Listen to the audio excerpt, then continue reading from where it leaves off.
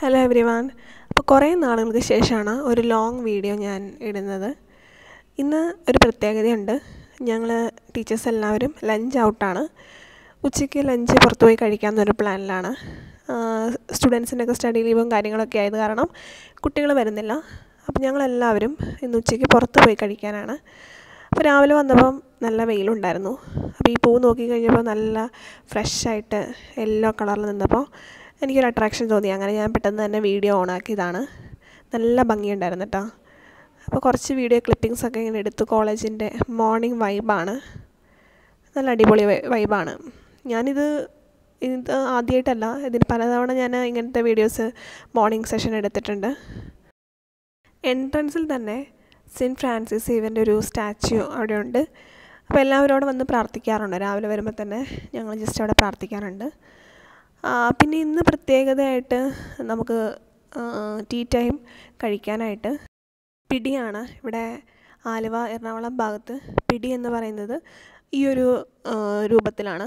സാധാരണ കോട്ടയം, പാല, തൊടുപുഴ ആ സൈഡിലൊക്കെ നമുക്ക് ഉരുട്ടിയിട്ടാണല്ലോ പിടി.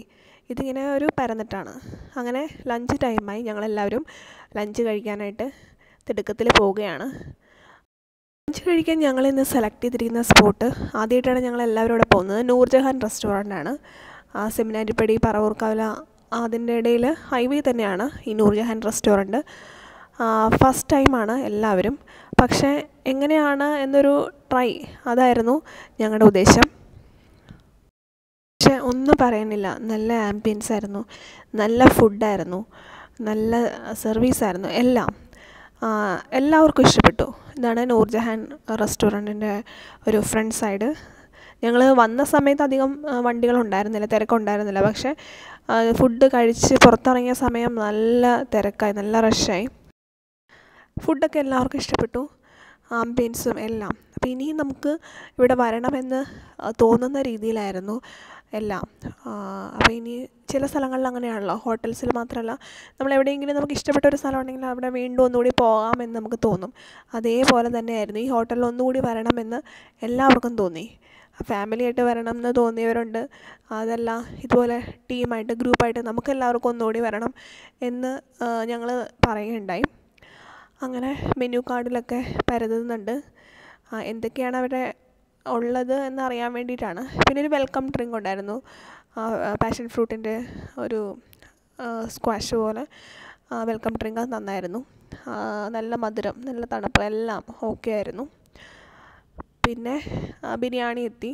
ഞങ്ങൾ കാണാൻ നല്ല ഭംഗിയുണ്ടായിരുന്നു, രുചിച്ച് നോക്കിയപ്പോഴും നല്ല രസമുണ്ടായിരുന്നു, നല്ല ടേസ്റ്റ് ഉണ്ടായിരുന്നു. വലിയ ചിക്കൻ പീസും, പിന്നെ അധികം സ്പൈസി ആയിരുന്നില്ല. മസാലകളൊന്നും ഒന്നിൻ്റെയും കുത്തലുണ്ടായിരുന്നില്ല, നല്ല സോഫ്റ്റായിട്ട് ഫീൽ ചെയ്യുന്ന ഒരു ബിരിയാണി ആയിരുന്നു. പിന്നെ ഫോട്ടോസും വീഡിയോസൊക്കെ എടുക്കുന്ന തിരക്കിലായിരുന്നു എല്ലാവരും. ഞാനും കുറേ ഫോട്ടോസൊക്കെ എടുത്തു. അങ്ങനെ ഞങ്ങൾ അതിൻ്റെ ഫ്രണ്ടിൽ നിന്ന്, നല്ല പച്ചപ്പാണ്, വെയിലടിക്കുമ്പോൾ ആ പച്ച ഇലകൾക്ക് ഒരു മഞ്ഞ നിറം കൂടി വരുന്നുണ്ട്.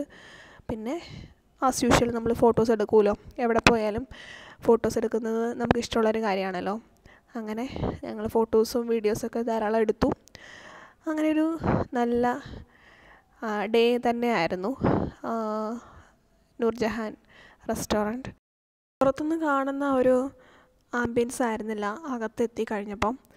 പുറമേ നോക്കുമ്പോൾ നമുക്ക് ഇത്ര സ്പേഷ്യസ് ആണെന്ന് തോന്നുന്നില്ല. അതുപോലെ തന്നെ ഇത്രയും നല്ലൊരു ആംബിയൻസ് ആണെന്നും അങ്ങനെ ഫീൽ ചെയ്യുന്നുണ്ടായിരുന്നില്ല. പക്ഷേ ഉള്ളിലേക്ക് എത്തിക്കഴിഞ്ഞപ്പം നമ്മൾ വിചാരിക്കാത്തതിൻ്റെ അപ്പുറത്തായിരുന്നു അതിൻ്റെ ഒരു ആംബിയൻസ് വന്നത്.